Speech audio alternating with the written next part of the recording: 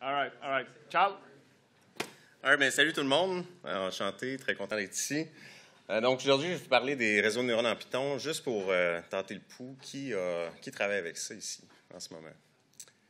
Quelques personnes. All right. Donc, on va créer, en fait, je vais vous montrer un premier réseau de neurones. Je vais vous expliquer un petit peu les mathématiques qu'il y a derrière, juste pour démystifier tout ça, pour vous montrer à quel point c'est un outil puissant qui est accessible aujourd'hui, utilisable aujourd'hui.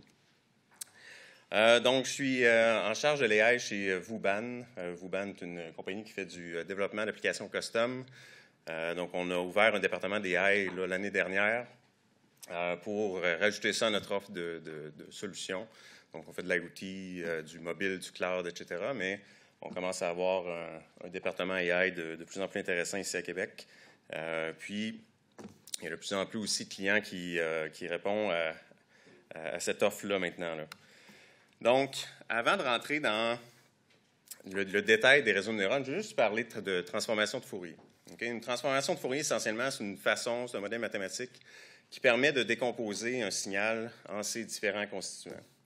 Donc, si par exemple, je prends une harmonie musicale, avec une transformation de Fourier, je vais être capable d'identifier l'ensemble des notes qui composent cette harmonie-là. Okay? Donc, cette transformation-là, ce qu'elle me permet de faire, essentiellement, c'est de prendre un signal qui est complexe, puis de comprendre les représentations qu'il compose, puis de mieux comprendre les composants de ce signal-là. Puis si je comprends les composants, bien là, je peux plus facilement classifier de quel type de signal il s'agit. Maintenant, un réseau de neurones, je pense que c'est un outil qui, justement, généralise, en fait, cette approche-là d'identification de représentation. Fait que si j'ai des signaux extrêmement complexes qui rentrent, par exemple, ici, c'est une image, puis c'est d'ailleurs un petit réseau de neurones qu'on va développer pour résoudre ce problème-là.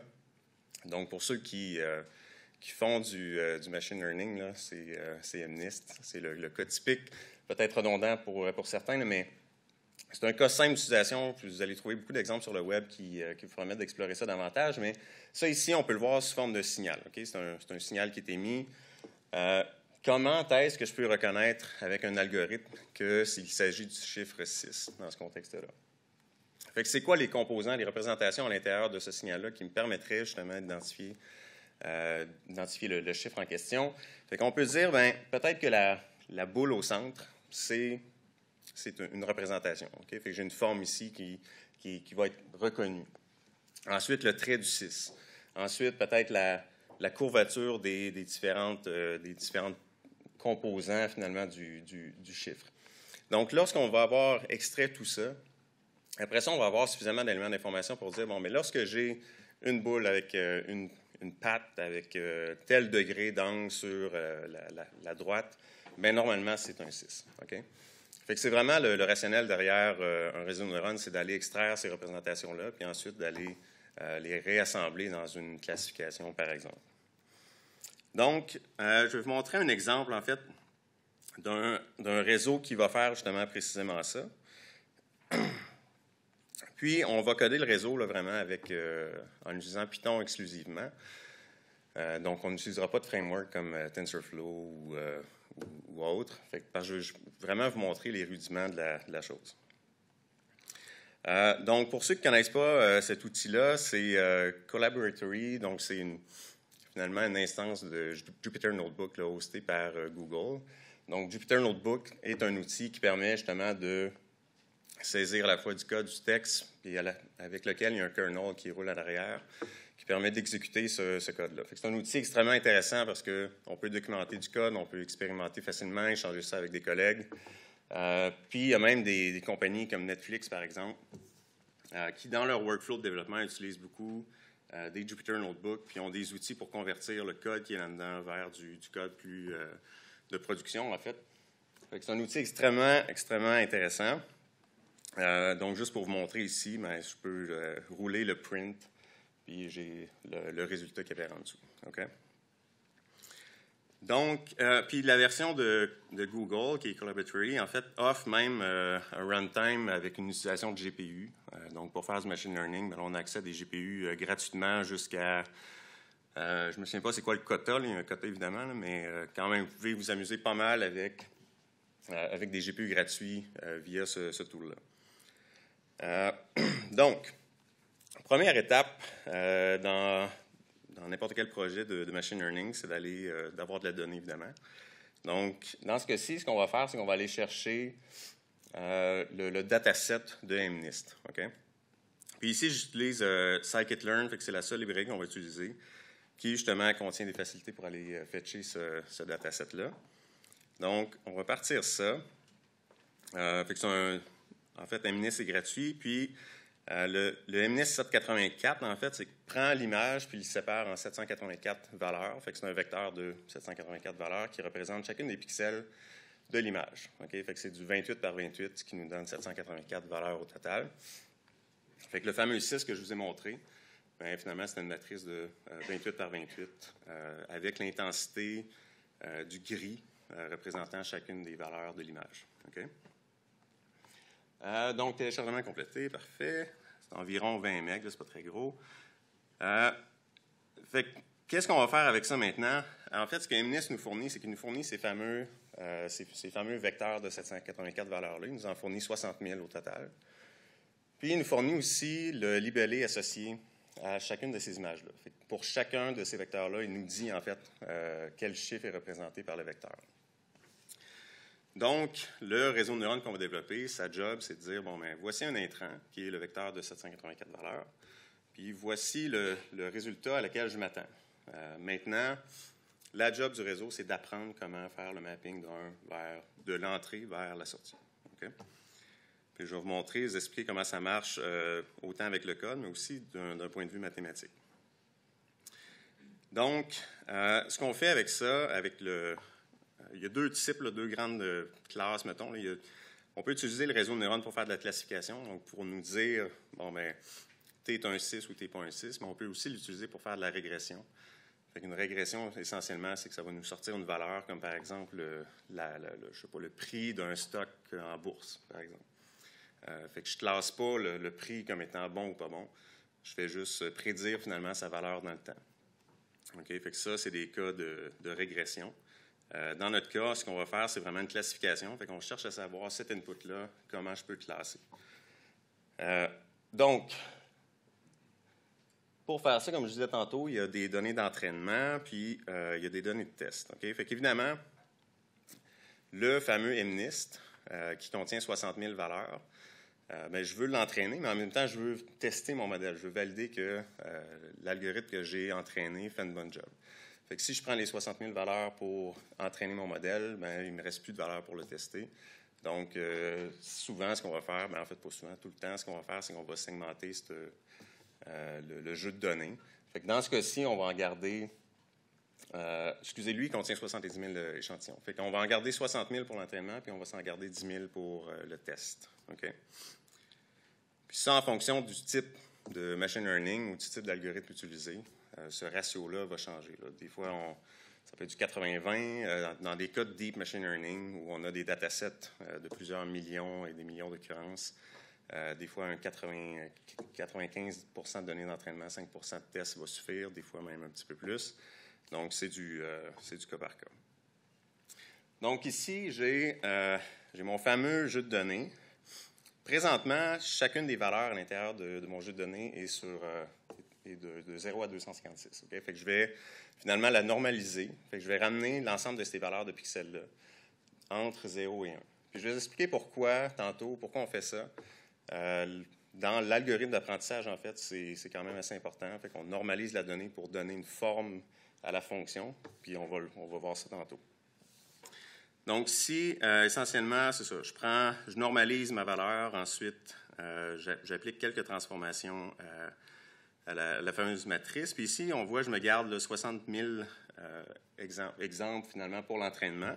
Je peux peut-être grossir ça un peu. Fait que je m'en garde 60 000 pour l'entraînement, puis je vais me garder ensuite des données de test avec leur libellé également. Fait qu'on va juste exécuter ça. Fait qu'ici, c'est ça. Fait qu'ici, j'ai mon 60 000 données d'entraînement, 10 000 de tests.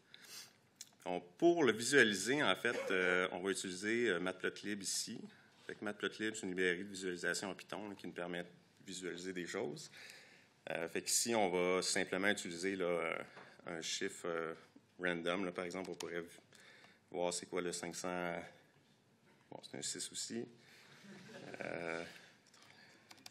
C'est tout des 6.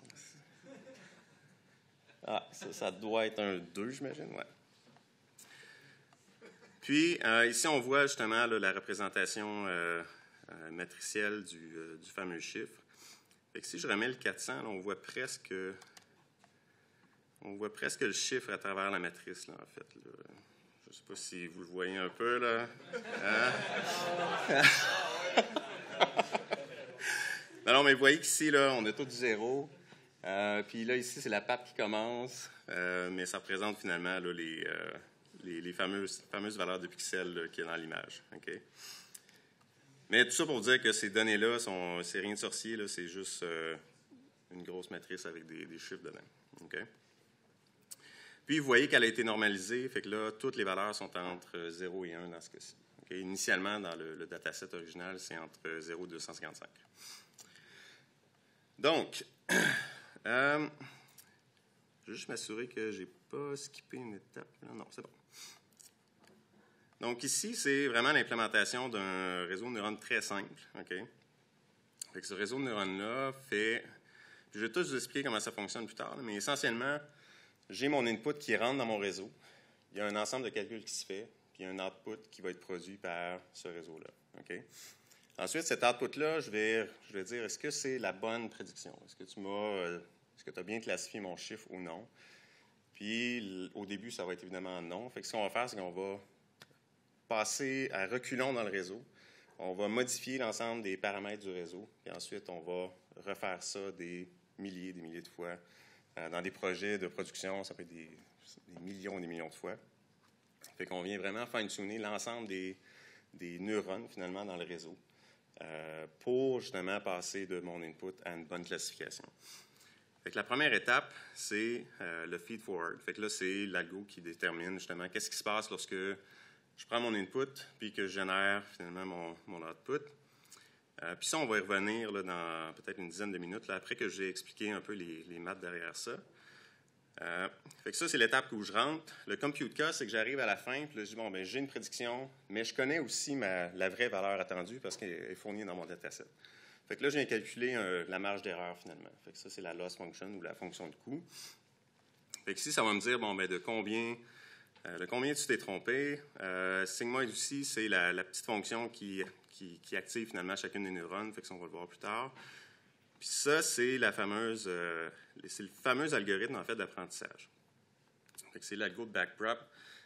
Donc, cet algo-là, ce qu'elle va faire, c'est qu'elle va prendre, justement, comme je disais, l'erreur effectuée. Puis elle va essayer de comprendre comment changer l'ensemble des poids pour minimiser cette erreur-là jusqu'à temps d'atteindre un niveau d'erreur de près de zéro. Puis l'atteinte ultime du zéro est très, très difficile à obtenir, là. Mais l'objectif, c'est de tenter de s'en approcher le plus possible. Puis, ici, bien, là, on a une fonction d'entraînement donc qui va, en fait, traiter par batch l'ensemble des données. Ce qu'on appelle un époque ici, c'est une époque, c'est qu'on a passé à travers les 60 000 données d'entraînement. Puis là, bien, je vais refaire ça plusieurs fois jusqu'à temps que j'arrive à un chiffre qui est intéressant.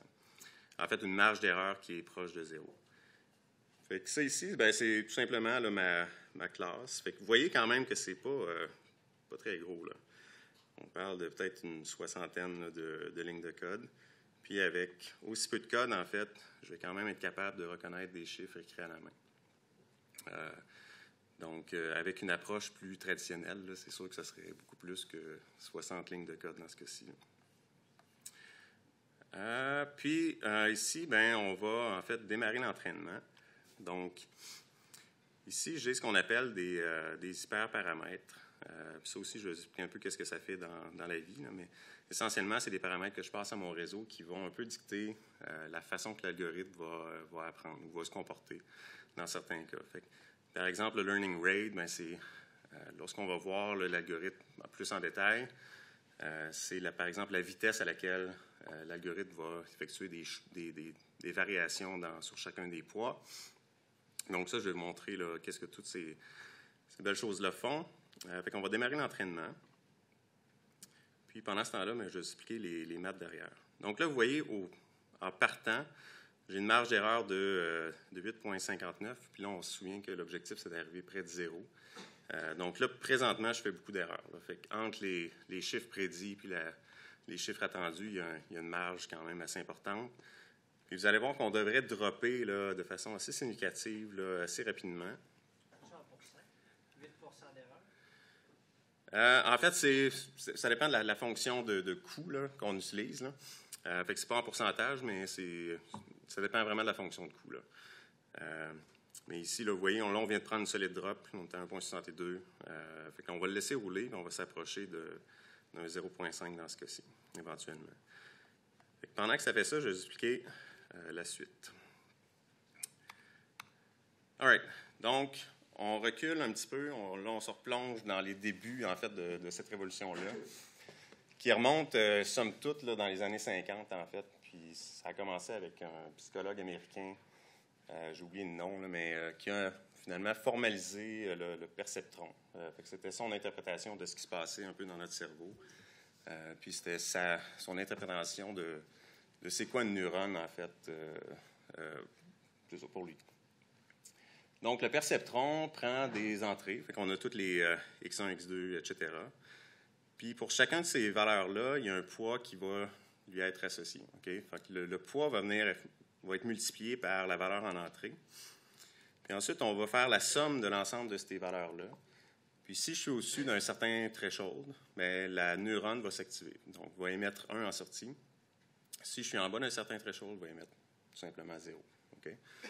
La logique derrière ça, en fait, c'est un peu suite à des analyses neurologiques. Nos neurones, en fait, fonctionnent un petit peu sous ce principe-là. Donc, il y a des courants électriques qui se promènent dans le cerveau. Si l'ensemble des neurones qui se connectent à une neurone émettent suffisamment de signal, ben, la neurone qui reçoit ces signaux-là va, à son tour, émettre un signal aux neurones suivantes. Donc, c'était une interprétation mathématique de sa compréhension de ce qui se passait dans notre cerveau. Puis ça, bien, somme toute, c'est quand même assez puissant, parce qu'on peut mettre beaucoup d'entrées, puis juste avec le changement des poids, on peut quand même réussir à, des fois, catégoriser des choses de façon assez surprenante. Puis ce qui est aussi très intéressant, c'est qu'on peut mettre ces perceptrons-là en graphe, en réseau. Okay? Fait que là, je peux les linker. Fait que la sortie d'un perceptron devient l'entrée de l'autre. Puis ainsi, bien, je peux créer quand même des algorithmes assez complexes. Par contre, il y a une grosse limitation au perceptron. C'est surtout sur la fonction d'activation qu'on voit ici. Fait que la fonction d'activation, en fait, c'est que si j'accède à un certain threshold, j'émets un signal. Sinon, j'en émets pas. Donc, c'est assez binaire là, comme approche. Puis on va voir que dans la façon que le réseau apprend, bien là, ça crée beaucoup d'instabilité, en fait, à travers le réseau. OK? Donc, un réseau de neurones un peu plus complexe, bien là, j'ai des entrées, j'ai mes inputs. Je peux créer des couches cachées, en fait, des neurones cachés. Puis imaginez que chacune de ces boules-là, c'était le fameux perceptron qu'on a vu précédemment. Okay? Donc, j'émets mes valeurs en entrée, je fais mes multiplications avec les poids. Chacune de ces neurones-là va dire, bien, moi, je m'actionne ou je ne m'actionne pas. Va passer cette valeur-là à la neurone suivante dans le réseau, et ainsi de suite, jusqu'à temps que j'arrive à ma sortie. Puis là, je dis, bien, je suis un 6 ou je ne suis pas un 6, par exemple. OK? Fait que l'algorithme, en fait, son objectif, c'est de dire, bien, lorsque je vais arriver à la dernière neurone, ici, qui, elle, en fait, contient ma fameuse fonction de coût, fait que finalement, qui est valeur obtenue moins la valeur attendue, par exemple, c'est quoi le delta que j'ai obtenu entre les deux? Bien, l'objectif, c'est que celle-là soit proche de 0. Donc, ne produisent pas d'erreur. Donc, essentiellement, là, cet algo-là, en fait, essentiellement, c'est l'ensemble des poids effectués sur un calcul assez rudimentaire, là, qui est X1 fois le poids, X2 fois le poids, la sommation, tout ça. Donc, c'est l'ensemble des valeurs de ces poids-là qui va déterminer, finalement, mon algorithme. Okay? En fait, la seule chose qui varie là, dans ce réseau-là, c'est vraiment les poids. Donc, si je change la valeur de mes poids, mon output va changer. Puis là, c'est de trouver la bonne combinaison de poids qui va justement mener de façon assez constante de mon input à mon output. Yes. C'est quoi l'intérêt de rajouter des layers intermédiaires? Ça augmente les performances ou ça améliore le training? En fait, ça permet au réseau d'identifier des fameuses représentations que je parlais tantôt. Okay? Donc, par exemple, ça, c'est un des fameux hyperparamètres. Ça devient de l'architecture de réseau neuronal. Là. Mais en fait, ici, par exemple, cette première couche-là pourrait identifier les cercles, par exemple. Okay? Puis cette deuxième-là pourrait ultimement identifier la jonction d'un cercle puis d'une patte. Puis plus je vais mettre de couches, mais plus le réseau va avoir de l'espace pour identifier ces représentations-là dans les chiffres, puis ensuite les assembler, puis me fournir un résultat. Par contre, c'est ça. Une des problématiques du perceptron ici, c'est que si je change, par exemple, le poids là, qui mène sur cette patte-là, okay? Si, par exemple, le poids, c'était 0.1, puis je change à 0.6, okay? Fait que là, ça va ultimement changer mon output. Hein? Puis là, je vais voir c'est quoi l'impact que ce changement-là a eu sur mon output ultime. Mais dans le cas du perceptron, si je change de 0.1 à 0.2, c'est peut-être suffisant pour bumper le threshold. Puis là, cette neurone-là ici, plutôt que d'émettre 0 pour la même valeur en input, va se mettre à émettre 1. Okay? Puis là, si elle émet 1, bien là, ça vient changer de façon assez violente la suite des choses. Puis c'est là que le perceptron est très limité. C'est qu'il est très instable dans son apprentissage parce que des fois, des changements très mineurs sur un poids vont avoir un effet de cascade assez dévastateur dans le reste du réseau. Puis là, l'algorithme doit compenser, puis là, essayer de réapprendre toutes les couches plus basses, puis là, refaire son tweakage de poids. Donc, l'entraînement est très long, très instable, puis assez limitatif au final. Puis dans les années, je ne me souviens plus exactement de la date, là, je ne sais pas s'il y en a qui le savent, mais je crois que c'est dans les années 80, là, où il y a des chercheurs canadiens principalement qui ont justement analysé cette problématique-là.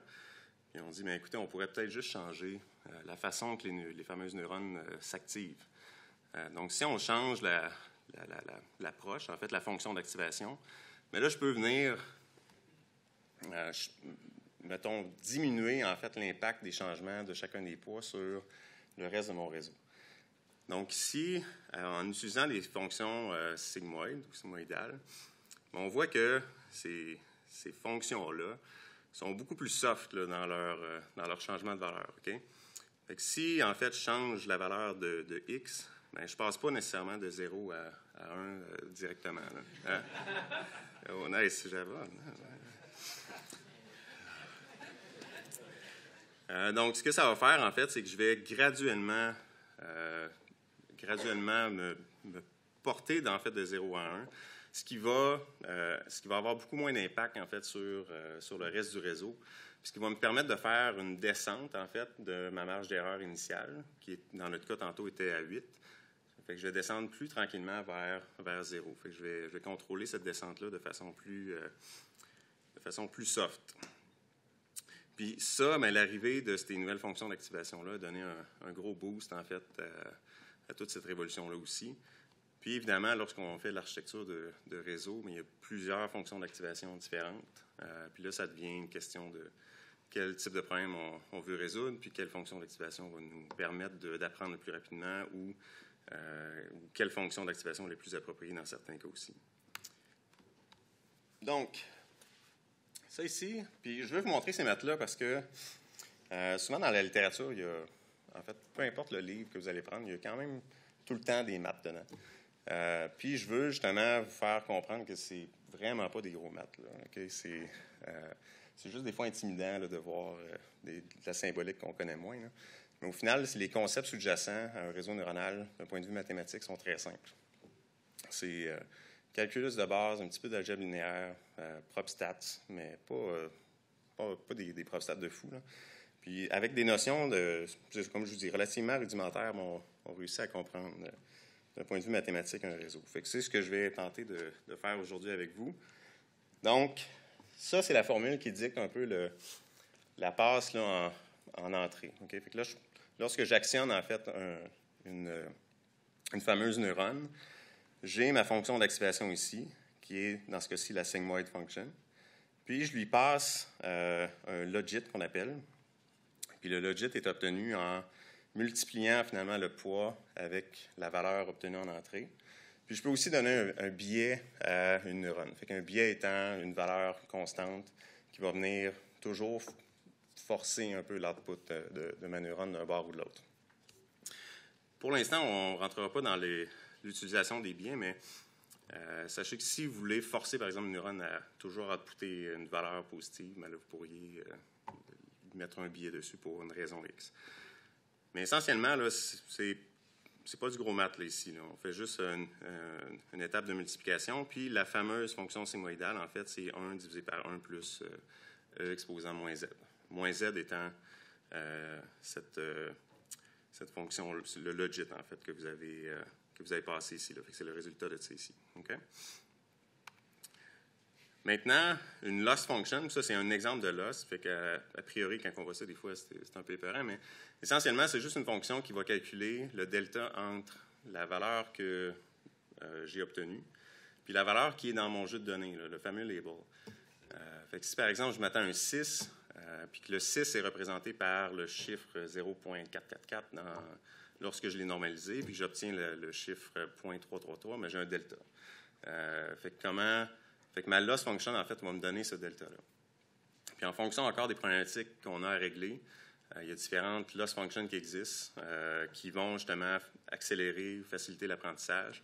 Fait qu'encore là, on ne rentrera pas dans ces détails-là aujourd'hui, mais ça devient... c'est juste une question de lire là-dessus, d'apprendre qu'est-ce qui performe mieux quand, puis aussi les tester et les essayer. Mais essentiellement, tout ça, c'est de dire, bon, ben, mon réseau s'est trompé de combien? Puis ça va partir de base pour justement faire mon apprentissage. Puis la façon que l'apprentissage se fait, c'est via un algo qui s'appelle du gradient descent. Fait qu'ici, imaginez que ça, là, c'est la courbe. Ça, mettons que c'est la représentation visuelle de ma fameuse loss function. Okay? Fait qu'imaginez ici que là, je pars, là, puis j'étais à 8.2 d'erreur. Okay? Puis si ma loss function a une belle courbe, okay, a une belle forme, mais ça va être relativement facile de descendre dedans. Okay?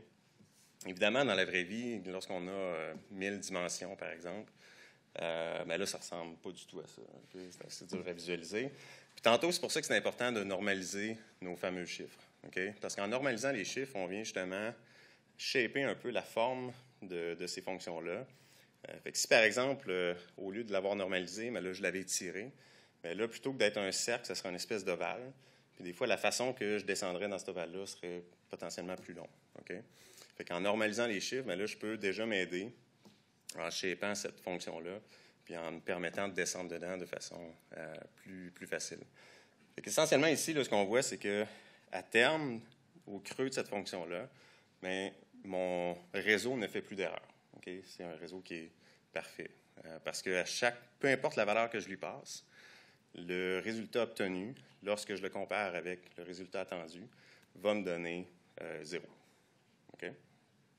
Donc, si j'atteins vraiment ce bottom-là, bien là, j'ai un réseau parfait. Donc, le but, c'est de dire, bon, ben, vers où je vais, puis de quelle direction je dois prendre dans ma fonction pour descendre. Okay? Fait que si, par exemple, je change des paramètres, puis je me mets à monter, bien là, je sais que je ne suis pas dans la bonne direction. Okay? Là, je commence à faire de plus en plus d'erreurs. Ou si je change des poids, puis je m'en vais, je fais le tour comme ça sans descendre, mais encore là, c'est un indicateur que je ne m'en vais pas dans la bonne direction. Fait que l'objectif, c'est de changer les poids pour faire en sorte que, tranquillement, pas vite, je descende dans ce fameux bol-là. Puis ici, on voit là, une courbe, en fait, c'est pratiquement une ligne là, qui s'en va directement dedans. Dans l'apprentissage, ça ne ressemble pas à ça. En fait, ça va plutôt être des jumps. Ça va être en zigzag, fait que je vais me promener là-dedans. Puis des fois, mais là, c'est là que les fameux hyperparamètres que je vous parlais tantôt vont avoir un impact assez majeur. Fait que, par exemple, le learning rate, c'est la distance que je vais parcourir dans une certaine direction. Okay? Fait que si je dis, bon, mais je m'en vais par là, mais est-ce que je m'en vais par là avec plus 1, plus 10, plus 0.1, plus 0.001? Parfait. Donc, puis ça, mais ça peut avoir un gros impact parce que si je fais un trop gros jump, bien, peut-être que je peux passer d'ici à l'autre barre là, de la courbe. Là. Puis, tu sais, je passe d'ici, par exemple, à ici. Là. Fait qu'au final, là, ça ne m'a pas du tout aidé. Là. Okay? Puis si je fais des trop petits steps, mais là, ça peut prendre des semaines à entraîner. Là. Ça peut être une très grosse marche. Là. Donc, c'est toujours de balancer ça, de faire de l'expérimentation avec ça aussi. Puis, bon, encore une fois, il y a de la littérature pour nous aider là-dedans pour débuter nos essais. Okay?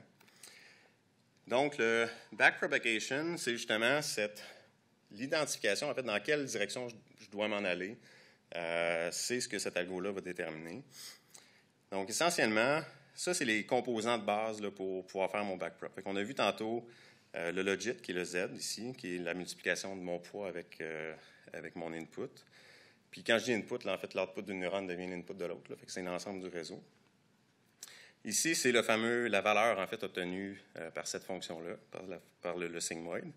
Puis ça, c'est ma loss function dans ce cas-ci, par exemple. Puis là, on tombe dans du calculus, OK? Fait que de mathématique de la dérivée, finalement.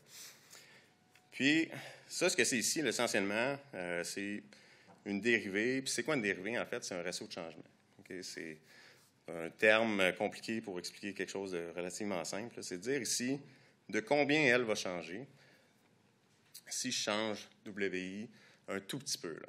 Puis si je vais dans l'infiniment petit, là, à la limite là, du changement que je peux effectuer, si je change WJ, est-ce qu'elle va monter, va descendre? C'est quoi l'impact que ça va avoir sur ce fameux L-là?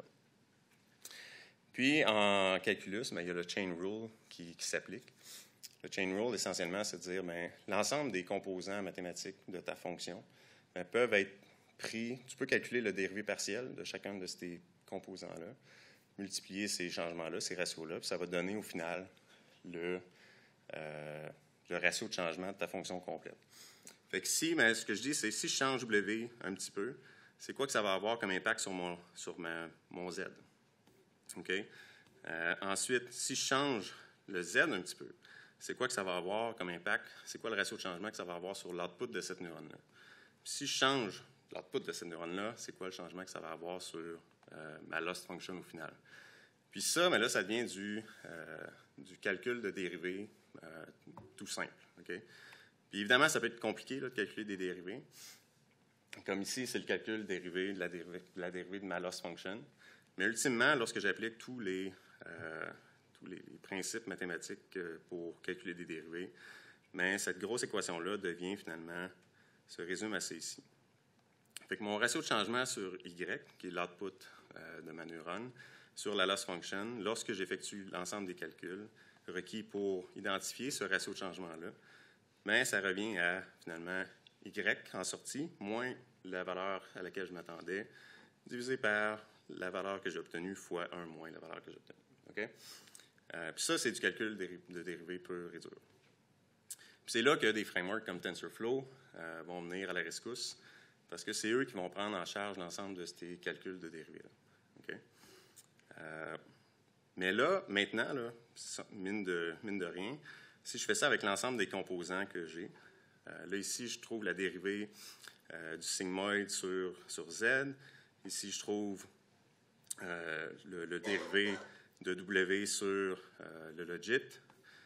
Mais là, j'ai tous les composants requis pour identifier, en fait, le ratio de changement de mon W. Fait que pour chacun des composants pour chacun des points de mon réseau, là, je suis capable de savoir précisément c'est quoi l'impact que ça va avoir sur ma loss function. Puis avec le chain rule, lorsque je substitue l'ensemble de ces choses-là, bien, je me ramasse avec quelque chose qui est quand même assez simple dans ce cas-ci. Au final, c'est mon résultat obtenu moins le résultat attendu fois le poids. OK?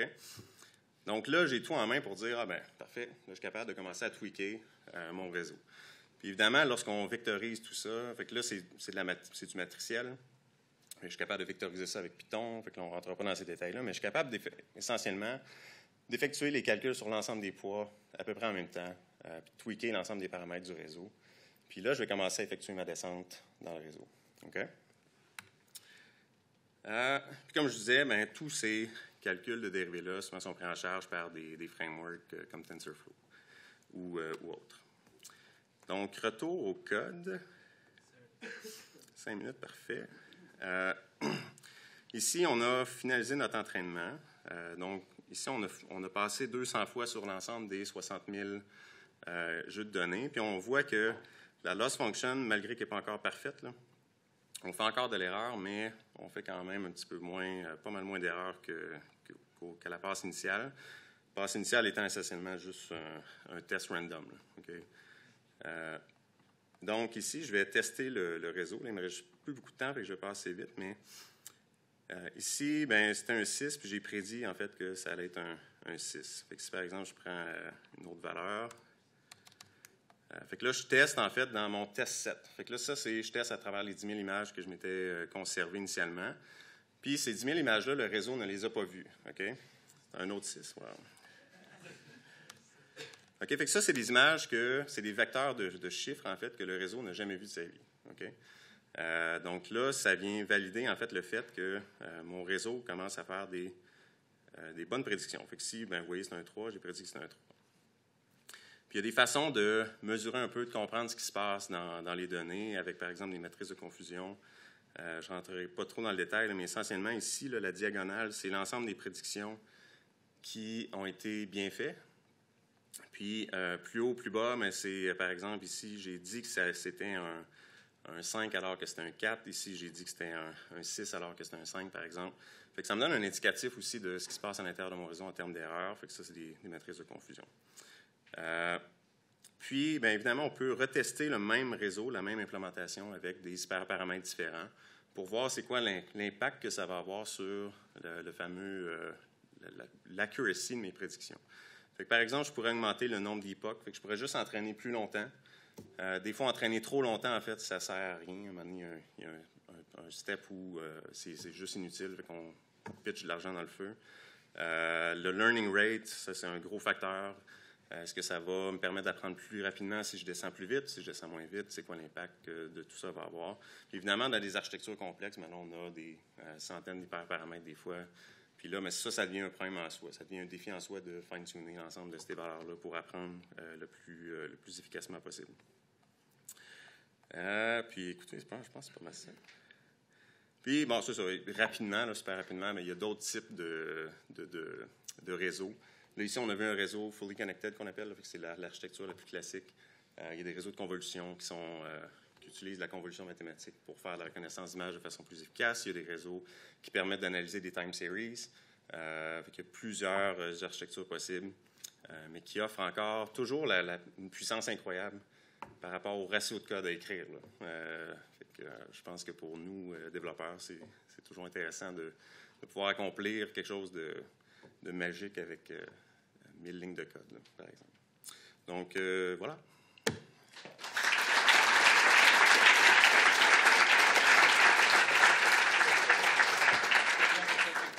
Ouais, est-ce qu'il y avait des questions? Ou sinon, je vais être au 5 à 7. Yes? Oui, as-tu déjà essayé plusieurs frameworks de deep learning? C'est quoi tes préférences? En fait, pas tant. J'ai un biais vers TensorFlow puis Keras. Là. En fait, j'aime beaucoup Keras pour la simplicité de l'API. Mais en dessous de Keras, en fait, c'est TensorFlow qui roule. Là. Fait que c'est juste du syntactic sugar, là, tant qu'à moi. Tu as déjà essayé PyTorch? C'est la différence avec TensorFlow? En fait, j'ai des amis qui ont utilisé PyTorch, puis je pense pas qu'il y ait une différence énorme là, en termes d'obtention de résultats. Je pense que les deux accomplissent sensiblement En fait, les deux accomplissent la même chose, pas mal de la même façon. Mais je pense que PyTorch, si on avait un comparable à faire, là, serait peut-être plus proche de Keras sur l'API. Fait que je sais que l'API de PyTorch semble être plus simple que TensorFlow, qui est des fois un peu dur. Là. Mais c'est là que Keras vient à la rescousse sur TensorFlow. Là. Ça simplifie beaucoup le graphe de TensorFlow là, qu'on a à manager. Voilà. D'autres questions? Yes. Là, tout ce que tu as codé tantôt là, en Python, mettons qu'on avait un autre